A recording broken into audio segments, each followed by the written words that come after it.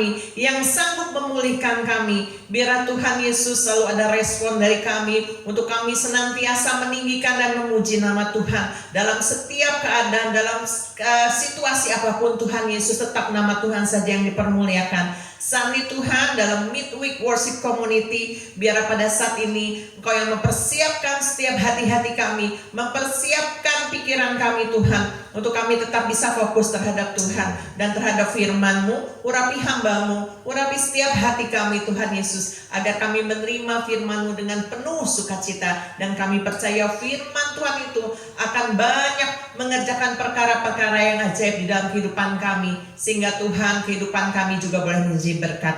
Terima kasih Tuhan, kami siap untuk menerima berkat firman-Mu. Di dalam nama Tuhan Yesus kami berdoa dan bersyukur. Haleluya. Amin. Berikan tepuk tangan yang paling meriah untuk Tuhan kita Yesus. Haleluya. Kita akan mendengarkan firman Tuhan yang akan merupakan kekuatan Tuhan yang akan memberkati kita pada hari ini. Dan firman Tuhan akan disampaikan oleh Pastor God. Enjoy His Word. Shalom, salam damai sejahtera untuk kita semua, kepada sahabat-sahabat semua di Midweek Worship Community. Salam damai sejahtera dari God's Beloved Church Jakarta di City Walk Sudirman. Saya mengucap syukur kepada Tuhan buat kesempatan yang diberikan oleh Pastor Nathan dan Pastor Yuni untuk saya kembali bisa membagikan renungan singkat hari ini. Saudara, kita bersyukur, kita beberapa waktu lalu kita sudah melewati, diizinkan Tuhan untuk melalui yang namanya pandemi.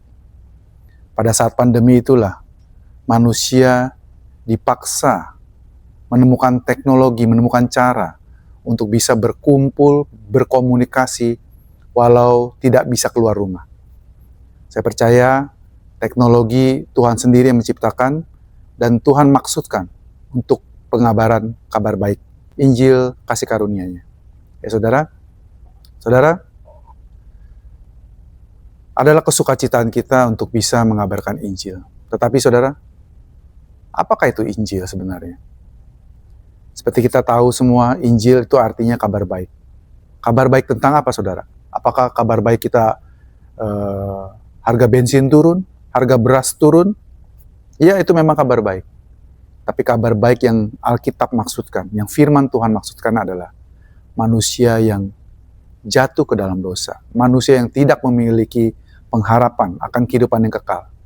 Sekarang memilikinya oleh karena pengorbanan Yesus. Saudara, kita hanya memiliki satu Injil, yang namanya Injil kasih karunia. Injil Yesus Kristus. Injil yang Rasul Paulus dan para rasul lainnya, murid-muridnya, beritakan.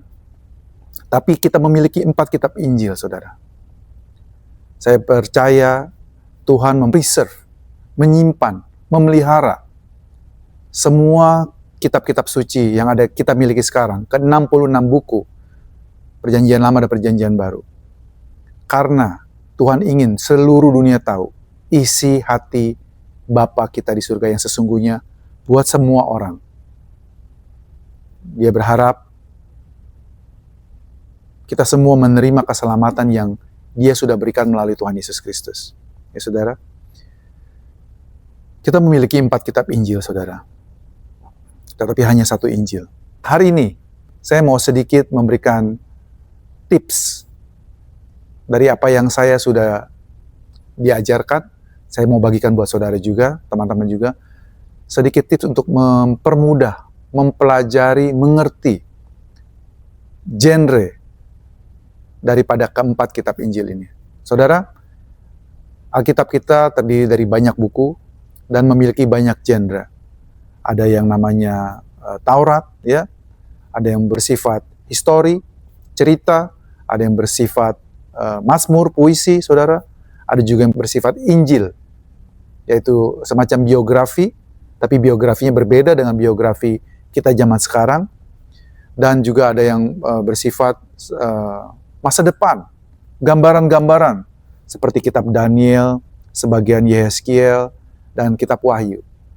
Khusus untuk kitab Injil, kita memiliki 4 kitab Injil yang ditulis oleh 4 penulis berbeda. 2 dari murid langsung Tuhan Yesus, yaitu Matius dan Yohanes.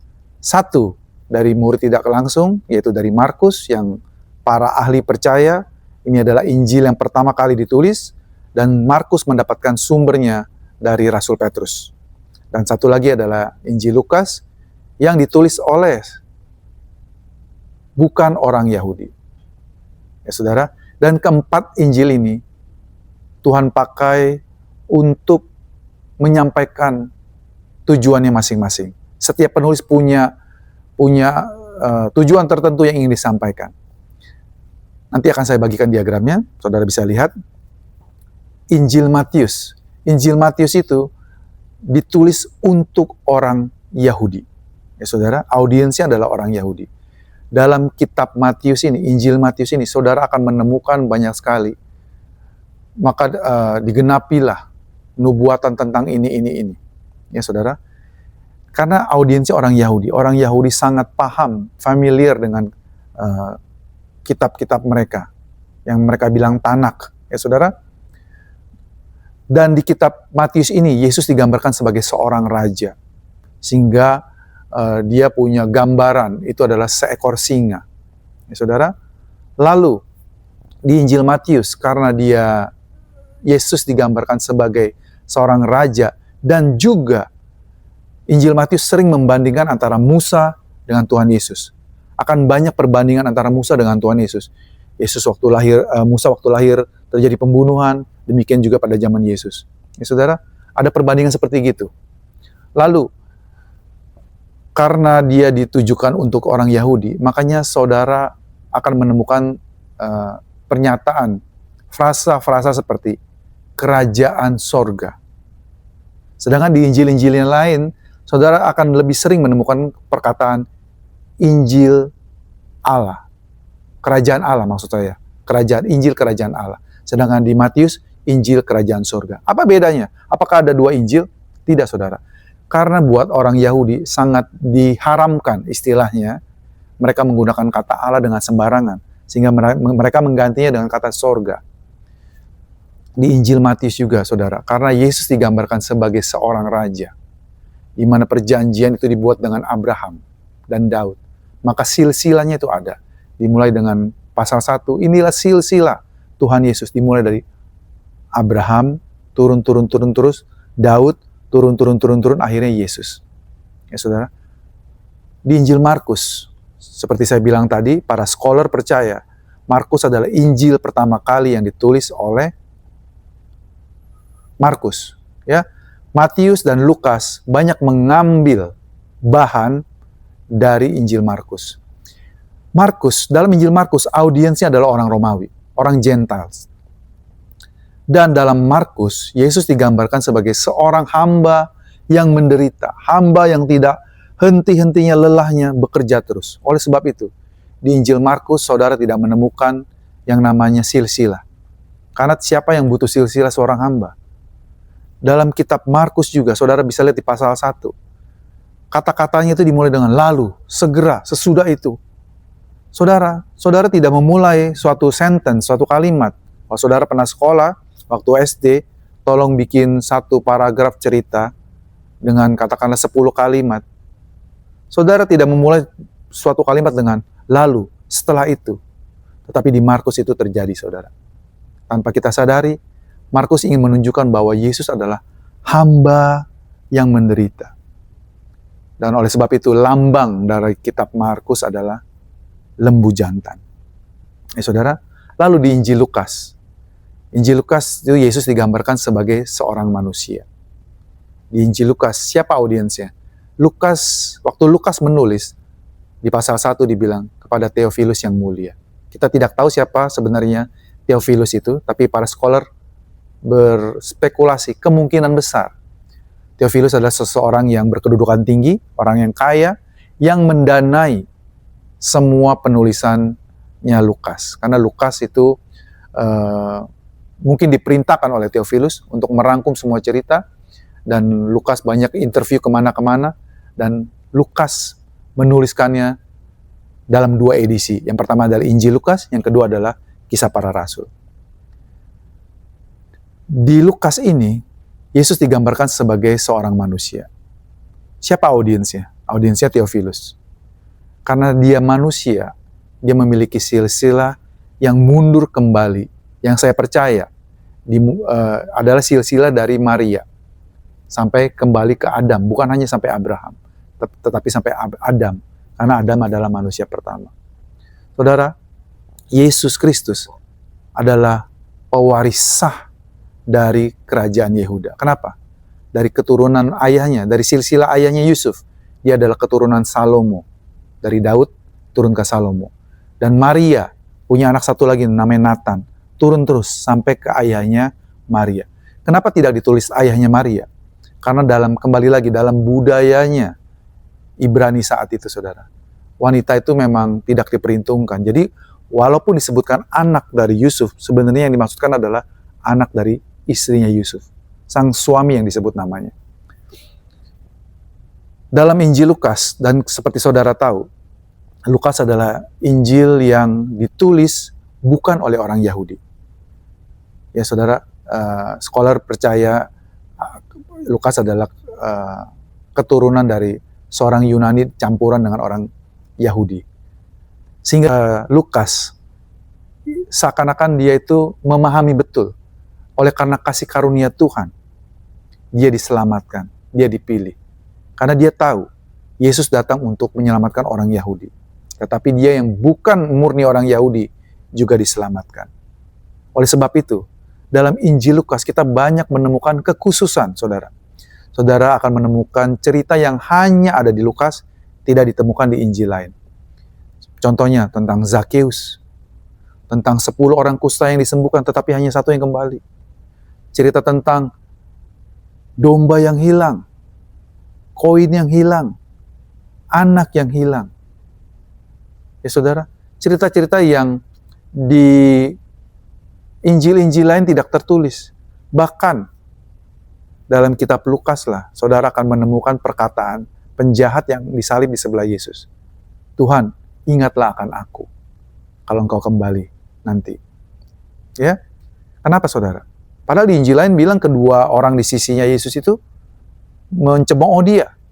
Saya percaya dua-duanya betul, saudara. Tidak ada kontradiksi.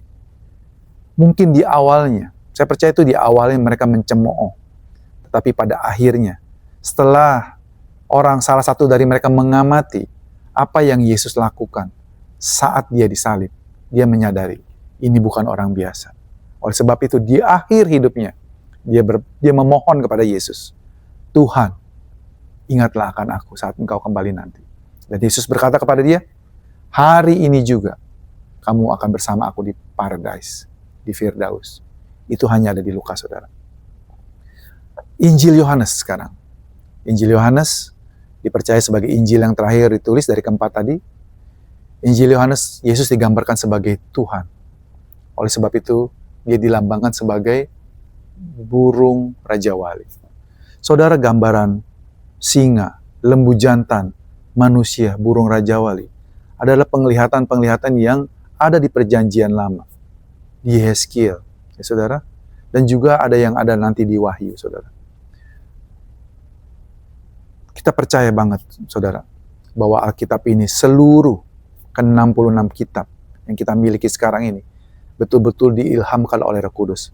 Seperti 2 Timotius 3 ayat 16 bilang, segala tulisan yang diilhamkan Allah berguna untuk mengajar, menegur kesalahan, ya saudara, membimbing orang dalam kebenaran.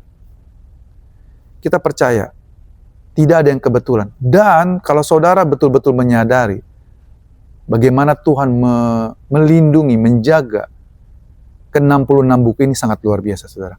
Soal Perjanjian Lama, saudara, ke-39 kitab itu kita tidak ada keraguan. Karena kitab yang sama ini dipegang oleh orang Yahudi, dipercaya oleh orang Yahudi. Nah, saudara juga mungkin bertanya, kenapa orang Yahudi memiliki kitab yang sama tetapi dia tidak percaya kepada Yesus? Saudara, itu soal tafsiran. Soal iluminasi. Mereka belum percaya, tapi kita berdoa karena Roma 10 nanti akan digenapi, saudara, karena kita percaya Yesus akan datang kembali, betul saudara? Dan pada saat itu mereka akan menyadari, sungguh Mesias sudah datang ternyata. Sampai saat ini mereka masih menantikan Mesias yang dia tunggu, yang dinubuatkan di tanahnya mereka. Kita bersyukur, kitabnya mereka sama dengan kitab kita. Kenapa saudara? Karena adanya penemuan gulungan laut mati, Dead Sea Scroll, yang di Qumran, ya saudara, 1947-48 itu saudara. Dan keotentikan perjanjian lama itu tidak bisa diragukan. Bagaimana dengan perjanjian baru? Perjanjian baru lebih canggih lagi saudara. Memang orang di luar sana akan banyak menyerang kekristenan saudara dengan sumber-sumbernya. Tapi saudara perlu ketahui, kekristenan adalah suatu kepercayaan yang selama 2000 tahun ini dibedah, diiris tipis-tipis, tapi puji Tuhan tetap berdiri teguh, menjawab semua tantangan, menjawab semua keraguan yang ada. Ya saudara, kenapa? Karena ini adalah kebenaran. Ya saudara, kita bangga saudara, memiliki firman Tuhan yang hidup, yang tidak bisa digoyahkan.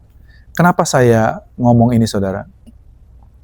Karena jujurnya, di satu sisi saya mengucap syukur dengan kemajuan teknologi, Injil disebarkan ke seluruh dunia.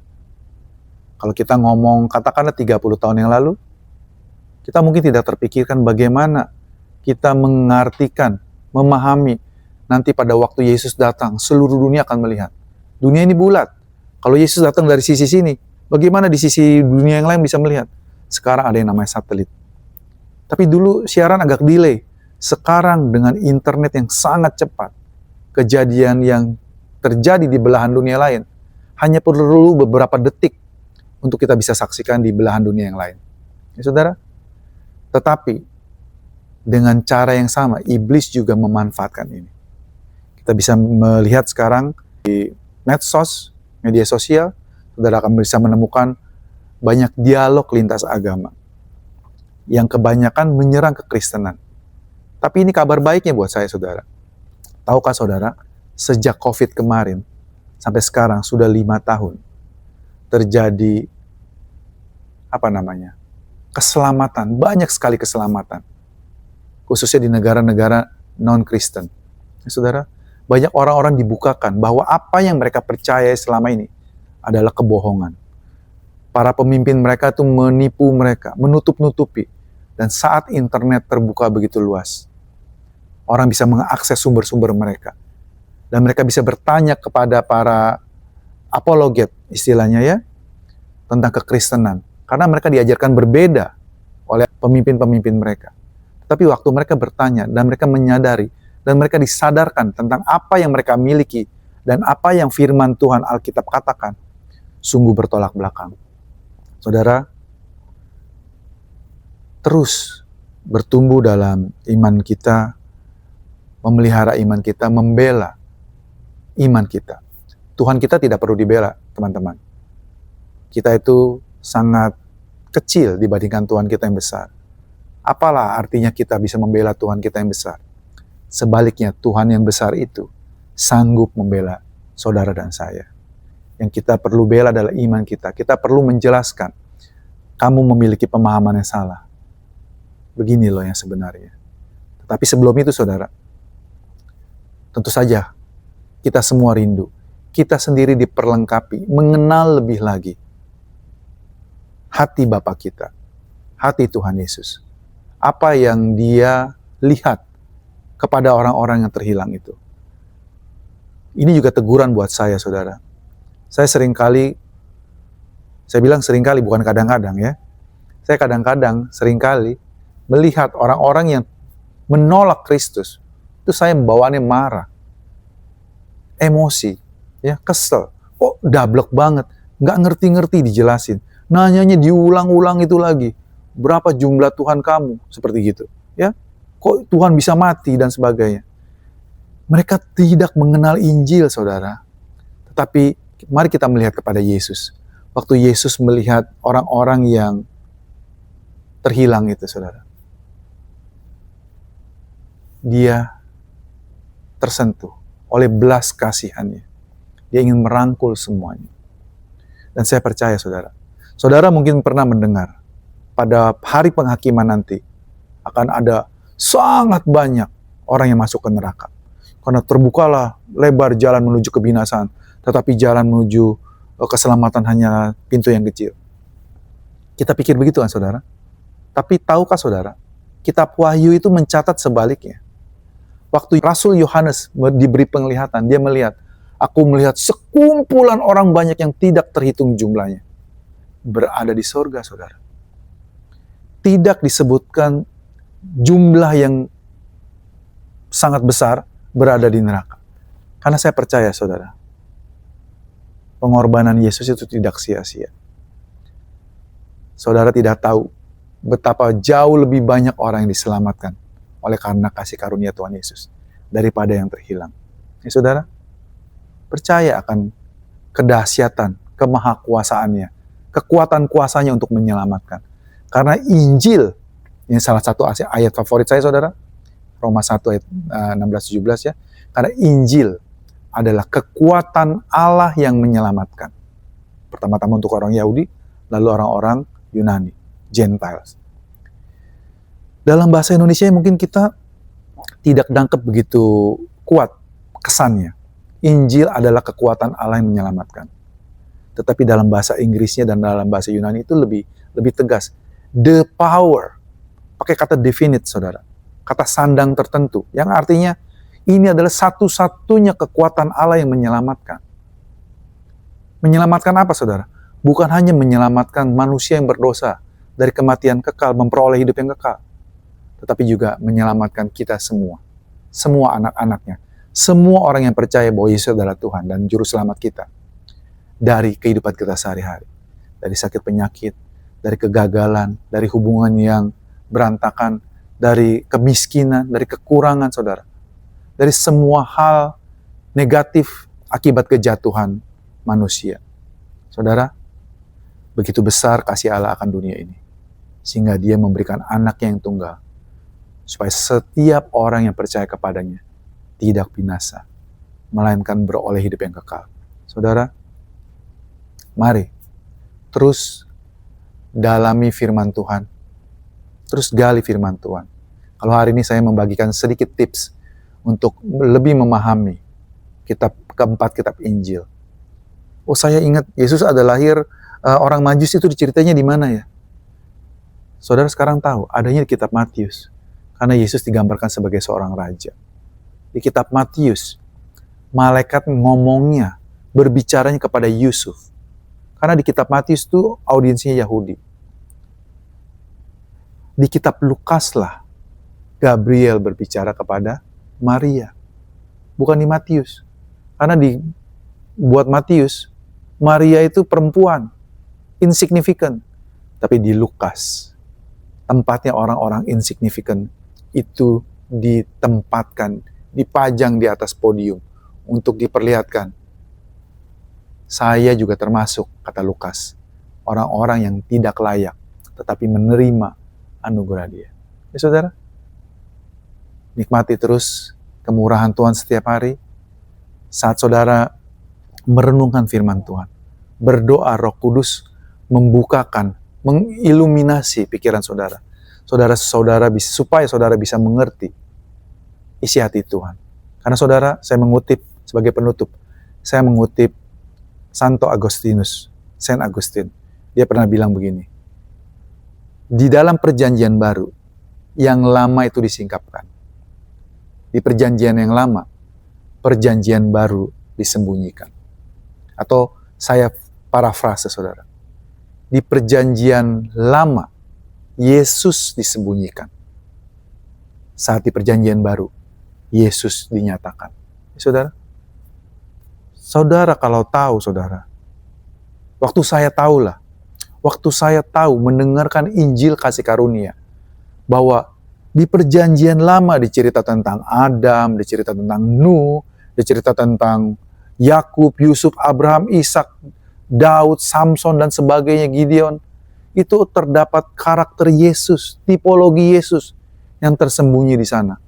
Dan waktu itu dinyatakan, saudara. Seperti kita Mazmur juga bilang, kemuliaan Allah menyembunyikan segala sesuatu. Tetapi kemuliaan Raja menyingkapkan. Ya, saudara, Tuhan menyembunyikan banyak rahasia di dalam tulisannya. Adalah kemuliaan Raja. Saudara dan saya adalah anak Raja untuk menyingkapkannya. Dan waktu saudara menemukan Yesus dalam setiap kisah-kisah di Perjanjian Lama khususnya, dan melihat Yesus di Perjanjian Baru, saudara akan merasakan damai sejahtera, saudara akan merasakan kasih-Nya, saudara akan merasakan ketenangan, karena saudara mendapat jaminan hidup kekal. Buat kita anak-anak Tuhan yang sering mendengar, percaya kepada Yesus, engkau akan menerima hidup yang kekal. Saudara akan jadi terbiasa. Tapi sebenarnya saudara, yang saudara pikir biasa itu, dicari oleh bangsa-bangsa. Mereka berusaha setengah mati, bersusah payah, menjual harta milik dan sebagainya. Dengan keterbatasan mereka, ketidaktahuan mereka, dibodoh-bodohi. Mereka mencari jaminan keselamatan itu. Dan mereka tidak mendapatkannya, saudara. Dengan segala upayanya mereka masih paling pentok. Mereka mendapatkan, semoga, mudah-mudahan kamu masuk surga. Tetapi tidak di dalam kekristenan, saudara. Yesus, Allah yang menjadi manusia, mengosongkan dirinya, menambahkan dalam natur keilahiannya manusia yang terbatas. Menjalani kehidupan sebagai seorang Yahudi di bawah tuntutan hukum Taurat, menyelesaikannya dengan sempurna. Dan dia mempersembahkan kepada Bapa, lalu dia berkata, sudah selesai. Ke dalam tanganmu kuserahkan nyawaku. It is finished, saudara. Dan saudara disebut lebih dari pemenang. Kenapa? Karena nilai kesempurnaan Yesus diberikan kepada saudara dan saya. Oleh sebab itu, saudara sekarang dinyatakan benar. Sama seperti Abraham, saudara. Bukan karena saudara dan saya melakukan perbuatan baik, bukan. Bukan karena saudara dan saya sempurna mentaati semua ketentuan Taurat yang jumlahnya 316 itu. Bukan, saudara. Tetapi kesempurnaan Yesus, kebenaran Yesus diberikan kepada kita saat kita percaya kepada Dia sebagai Tuhan dan Juru Selamat. Oleh sebab itu, saudara dan saya disebut lebih dari pemenang. Karena kita nggak perang, saudara. Kita nggak berantem seperti petinju yang babak belur. Saat dia mendapatkan hadiahnya, dia juara. Dia hancur bonyok-bonyok, saudara. Dan dia pulang. Dan istrinya bilang, papa menang ya? Mana hadiahnya? Istrinya menerima hadiahnya. Istrinya ini lebih dari pemenang. Dia mendapatkan hasilnya, padahal suaminya yang babak belur. Demikianlah, itu adalah gambaran saudara dan saya. Yesus sudah babak belur, menebus dosa saudara dan saya. Supaya kita bisa hidup dalam damai sejahteranya. Dan karena kita sudah dibenarkan, kita sudah dikuduskan, disucikan, Roh Kudus bisa tinggal dalam diri kita. Ya, saudara? Saudara pernah pikirkan itu? Kenapa Roh Kudus bisa tinggal dalam kita, tubuh kita, manusia yang masih suka jatuh ke dalam dosa ini? Karena di mata Tuhan, saudara, saudara dan saya adalah kudus, sudah disucikan sekali untuk selamanya. Bukan karena kita, sekali lagi, tetapi karena pengorbanan Yesus Kristus. Oleh sebab itu, kita akan berbuah, kita akan tinggal di dalam Dia dan berbuah banyak.